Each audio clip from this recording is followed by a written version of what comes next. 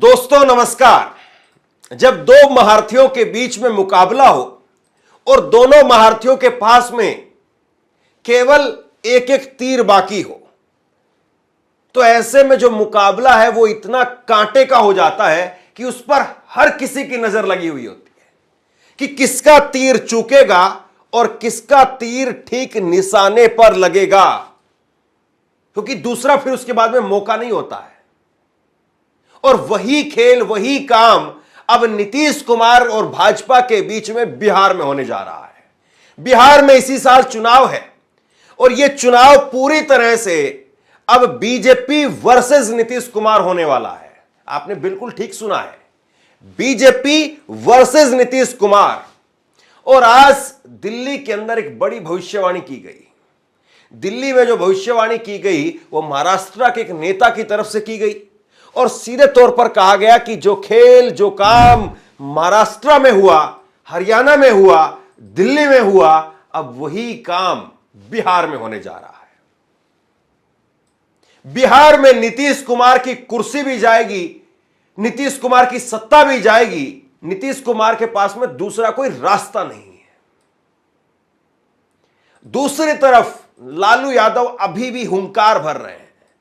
लालू यादव कह रहे हैं कि हमारे होते हुए भाजपा सरकार बना कैसे लेगी। लालू यादव पर मुझे लगता है कुछ देर में बात करेंगे, लेकिन पहले जरा महाराष्ट्र को लेकर के जो बात कही गई है उसको समझ लेते हैं। आदित्य ठाकरे, संजय राउत, इन दोनों की 12 घंटे के अंदर दिल्ली में 2 मुलाकातें हुई। एक मुलाकात होती है राहुल गांधी के साथ में, दूसरी मुलाकात होती है अरविंद केजरीवाल के साथ में। राहुल गांधी के साथ में मुलाकात हुई, उसके बाद में आदित्य ठाकरे ने एक बड़ी बात कही, उसको जरा डिटेल में समझिए। और अरविंद केजरीवाल के साथ में जब मुलाकात हुई तो उसके बाद में उन्होंने सीधे तौर पर डेमोक्रेसी को लेकर के लंबी लाइन खींच दी, इंडिया गठबंधन को लेकर के भी बोले। लेकिन आदित्य ठाकरे ने जो बात कही उसको पहले समझिए। आदित्य ठाकरे ने कहा कि राहुल गांधी और अरविंद केजरीवाल से तो मुलाकात हुई है, लेकिन 2 बड़ी चीजें हैं जो साफ तौर पर समझ लेनी चाहिए।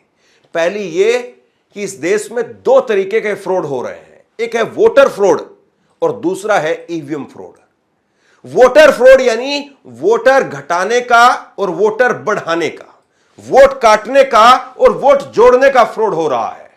और दूसरा फ्रॉड हो रहा है ईवीएम का फ्रॉड। इसमें पता ही नहीं है कि हमारा वोट जा कहां रहा है। डेमोक्रेसी का हम बर्ताव जरूर कर रहे हैं, लेकिन डेमोक्रेसी खत्म हो गई है।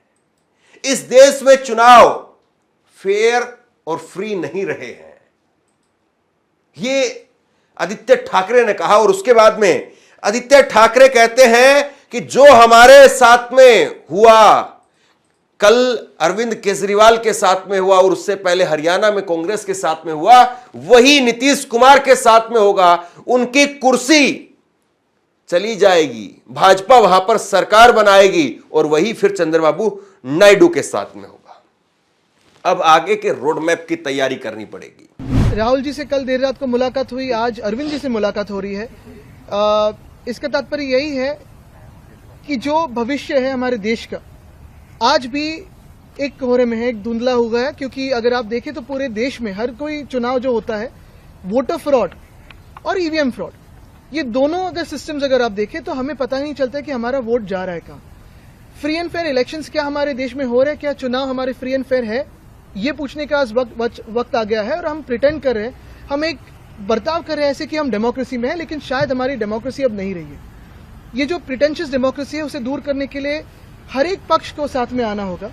कर्टसी में विजिट तो थी, कल राहुल जी के साथ थी, आज अरविंद जी के साथ है, लेकिन देश भर में जो हमारे साथ हुआ है या फिर जो आज केजरीवाल साहब के साथ हुआ या कांग्रेस के साथ हुआ, कल होते होते बिहार में नीतीश जी के साथ भी होगा, उनकी भी सीट चली जाएगी और भाजपा सत्ता प्राप्त कर लेगी। आरजेडी के साथ होगा, फिर चंद्रबाबू जी के साथ होगा। और भाजपा का यही सपना है कि हर एक रीजनल पार्टी को तोड़ा जाए, मरोड़ा जाए और खत्म किया जाए, वैसे ही जैसे उनको देश की डेमोक्रेसी को करना है। एक ही बात इसमें है कि आज और कल की जो कर्टेसी मीट्स है उससे आगे जो रोड मैप है वो भी थोड़ी तय करने की तैयारी चल रही है। तो नीतीश कुमार को लेकर के यहां पर आदित्य ठाकरे ने एक तरीके से बड़ी लाइन खींच दी और आदित्य ठाकरे कह रहे हैं कि भाई भाजपा पूरी तरह से सरकार बनाने के लिए ही चुनाव लड़ रही है। सरकार जो है वो हर हाल में बना ही रही है। और जब दिल्ली जैसा चुनाव, जो एक तरफा चुनाव कहा जाता था, जिस चुनाव को लेकर के कहा नहीं जा रहा था कि यहां पर बड़ा कोई उलटफेर हो सकता है, अरविंद केजरीवाल खुली हुंकार भरते थे, एकदम बिल्कुल छुट्टी चुनौती देते थे। लेकिन वहां पर भी जनादेश खींच लिया गया। हरियाणा जैसा राज्य, महाराष्ट्र जैसा राज्य, वो भाजपा ने एक ऐसे जनादेश के साथ में हासिल कर लिया जो जनादेश 2014 में नरेंद्र मोदी की प्रचंड लहर के बाद में भी भाजपा हासिल नहीं कर पाई थी। ऐसे में नीतीश कुमार पर भाजपा दयालु नहीं होने वाली है। नीतीश कुमार की कुर्सी वो इकलौती कुर्सी है जो भाजपा के पास में अभी तक नहीं आई है। बिहार के मुख्यमंत्री की कुर्सी वो इकलौती कुर्सी है जिसमें बीजेपी कभी अपनी सरकार अपने दम पर नहीं बना पाई है। और ये केवल नरेंद्र मोदी का दर्द नहीं है, ये पूरी भाजपा का, पूरी आरएसएस का दर्द है कि हम बिहार में आज तक सरकार नहीं बना पाए। 1925 से आरएसएस बनी, लेकिन आज तक बिहार में कभी भाजपा की सरकार नहीं बनी। भाजपा ने अपनी 3 बार बैक टू बैक दिल्ली में सरकार बना ली। अटल बिहारी वाजपेयी की भी सरकार बन गई दिल्ली में, लेकिन कभी बिहार में भाजपा सरकार नहीं बना पाई। हमेशा नीतीश कुमार के सहारे ही चलना पड़ा। भाजपा अब नीतीश कुमार से छुटकारा चाहती है और इसीलिए आदित्य ठाकरे ने कहा कि रिश्ते बने रहना जरूरी है। सरकारें तो आएंगी जाएंगी और फिर आएंगी, लेकिन रिश्ते बने रहना जरूरी है, क्योंकि अगर एक बार भाजपा के हाथ में सरकार चली गई तो फिर सरकार नहीं आएगी।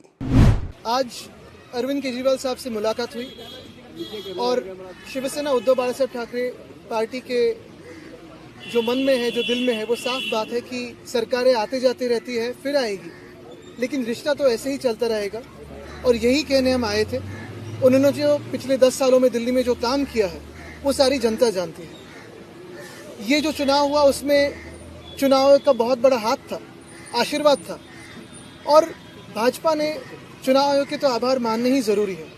लेकिन यही बात है, कल जैसे मेरी राहुल जी से बात हुई, आज अरविंद जी से बात हुई, कि इंडिया गठबंधन हो या फिर हम सारी पार्टीज़ हो, कहीं ना कहीं हमें ये सोचना ज़रूरी है कि अभी अगला स्टेप क्या है, क्योंकि हमारी डेमोक्रेसी फ्री एंड फेयर नहीं रही है, इलेक्शंस फ्री एंड फेयर नहीं रहे। तो लड़ते तो रहेंगे, देश के हित में लड़ते रहेंगे।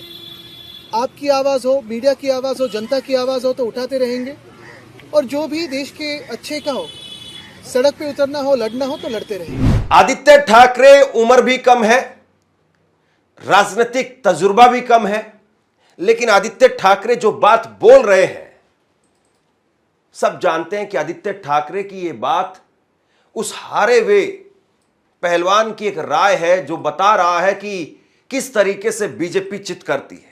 और अगर तुम्हें बीजेपी से चित नहीं होना है तो मेरी इस बात को गांठ बांध लो। अब सवाल यही है कि नीतीश कुमार क्या आदित्य ठाकरे की इस राय को, नीतीश कुमार क्या आदित्य ठाकरे की इस सलाह को गांठ बांधने का काम करेंगे, या वाकई जो है पैर के नीचे कुचल करके आगे बढ़ने का काम करेंगे। लेकिन सवाल अब यह भी है कि नीतीश कुमार के पास में कोई बहुत ज्यादा लंबा वक्त बचा भी नहीं है। मतलब अब यूं कहें कि थप्पड़ और गाल के बीच में बहुत थोड़ा अंतर रह गया है। अब तो यह है कि नीतीश कुमार के बारे में जितनी बातें कही जा रही हैं वो सच होंगी या झूठ होंगी, इसके बीच में सिर्फ 8 से 10 महीने का गैप है। 8 से 10 महीने के बाद में साफ हो जाएगा कि नीतीश कुमार फिर से सीएम या Nitish Kumar bye bye CM. अब नीतीश कुमार सिर्फ इतिहास के सीएम बनकर के रह जाएंगे, भूतपूर्व सीएम बनकर के रह जाएंगे, या भाजपा वहां पर फिर से एक बार सरकार बनाने का सपना देखते देखते रह जाएगी। ये सारी चीजें, ये सारी बातें, ये सारी लाइनें सिर्फ 8 से 10 महीने के भीतर भीतर तय भी होनी है और खत्म भी होनी है। नीतीश कुमार को तय करना है, जब पूरा देश इस वक्त में नीतीश कुमार को कह रहा है। हालांकि उन्होंने कहना तो उनको 2024 के लोकसभा चुनाव से ही शुरू किया था कि आप भाजपा के साथ मत जाइए, आप सरकार मत बनाइए भाजपा के साथ में, आप एनडीए से बाहर आ जाइए, लेकिन खैर वो नहीं माने। लेकिन अब तो जो सवाल है वो उनकी खुद की कुर्सी का है, उनके खुद के अस्तित्व का है कि नीतीश कुमार का अस्तित्व बचा रहेगा या नहीं, यह सवाल है। नीतीश कुमार ऐसे में क्या करेंगे? नीतीश कुमार की जो राजनीति है, क्या वो बिहार के अंदर अब मात्र 8 से 10 महीने की राजनीति बची है? लालू यादव का बयान अगर आप सुने तो लालू यादव के बयान में ऐसा लगता है कि अभी भी बहुत कुछ बाकी है। लालू यादव हम शब्द का इस्तेमाल कर रहे हैं, हम। लालू यादव से पत्रकारों ने सवाल किया कि बोल रहे हैं, यानी भाजपा बोल रही है कि इस बार सरकार बनाएंगे, पूर्ण बहुमत की सरकार बनाएंगे। लालू यादव की तरफ से जवाब आया, मात्र 18 सेकंड का जवाब आप सुनिएगा। लालू यादव कह रहे हैं कैसे बना लेंगे सरकार, भाजपा कैसे सरकार बना लेगी, हम लोगों के रहते हुए भाजपा कैसे सरकार बना लेगी। ये जो दो शब्द हैं, हम लोगों, अब हम लोगों में कौन आता है? हम लोगों में क्या हम में कांग्रेस और आरजेडी आती है? हम में क्या कांग्रेस, आरजेडी और जेडीयू नीतीश कुमार भी आते हैं? सवाल इस बात का है। और ये चुनाव से पहले या चुनाव से बाद नीतीश कुमार को लेकर के लालू यादव की जो कहानी है उसको शायद या तो लालू बता सकते हैं या नीतीश कुमार बता सकते हैं। कोई असर नहीं पड़ेगा, भाजपा जाएगा। बोल रही है कि सरकार बनाएंगे एकदम पूर्ण बहुमत के साथ। कैसे बना लेगा सरकार? हम लोग रहते हुए सरकार बना लेगा भाजपा। भाजपा को लोग जान गया, तुम लोग को भी लोग जान गया। चलो चलिए हटाइए। अब सवाल यही है कि जब पूरा देश इस वक्त में नीतीश कुमार को तरह तरह से समझाने का प्रयास कर रहा है, तरह तरह से अपनी अपनी तरीके से तर्क दे रहा है, तो क्या नीतीश कुमार अब भी कोई खेल करेंगे? क्या कोई संकेत समझ रहे हैं? क्या चुनाव से पहले नीतीश कुमार इस तरफ आएंगे या चुनाव के बाद में नीतीश कुमार कोई बड़ा मैजिक करेंगे? लेकिन चुनाव के बाद में क्या नीतीश कुमार का वजूद बचा भी रह जाएगा? यह भी तो बड़ा सवाल है। कहीं ऐसा ना हो कि नीतीश कुमार उस स्थिति में आ जाए कि भाजपा को उनकी जरूरत ही ना पड़े, जैसे महाराष्ट्र में हुआ। एकनाथ शिंदे की जरूरत ही नहीं पड़ी। एकनाथ शिंदे को किंग मेकर बताया जा रहा था। एकनाथ शिंदे के लिए कहा जा रहा था कि जैसे बिहार में भाजपा करती है वैसे ही महाराष्ट्र में होना चाहिए। लेकिन अब महाराष्ट्र के नेता कह रहे हैं जो महाराष्ट्र में हुआ है वो बिहार में होना चाहिए, वही बिहार में भी होगा। ये चेतावनी भी दे रहे साथ के साथ। नीतीश कुमार के एग्जाम्पल को लेकर के एकनाथ शिंदे के नेता उनकी कुर्सी मांगने का काम कर रहे थे कि मुख्यमंत्री की कुर्सी जैसे आप बिहार में नीतीश कुमार को देते हैं ऐसे ही आप महाराष्ट्र में भी हमें भी दीजिए। लेकिन देखिए कैसी स्थिति में भाजपा आकर के खड़ी हो गई। भाजपा अपने दम पर पूर्ण बहुमत यहां पर लाती हुई दिखाई दी। मैं 7-8 सीटों का फर्क, और उसके बाद में नीतीश को वहां पर एकनाथ शिंदे ने भी सोच लिया, थोड़ा बहुत जाकर के टसल दिखाने की कोशिश की। कभी गांव जाकर के बैठ रहे हैं, कभी कहीं बैठ रहे हैं, लेकिन बात बन नहीं पाई। पता था उधर अजीत पवार बिना शर्तों के साथ में बैठे हुए हैं, तो ऐसे में एकनाथ शिंदे का रोल ही खत्म हो गया। तो क्या भाजपा भी वही करने वाली है? और क्या ऐसे में नीतीश कुमार अभी भी उनके पास में जो रास्ता आज की तारीख में तमाम विपक्ष के नेता बता रहे हैं उस रास्ते पर वो आएंगे, या फिर नीतीश कुमार धीरे धीरे अपने आप को उस गर्त में, या यूं कहें कि राजनीति के उस अंधकार में लेकर के जा रहे हैं जहां से उनके वापस लौटने का रास्ता खुद उनको भी दिखाई देना बंद हो जाएगा?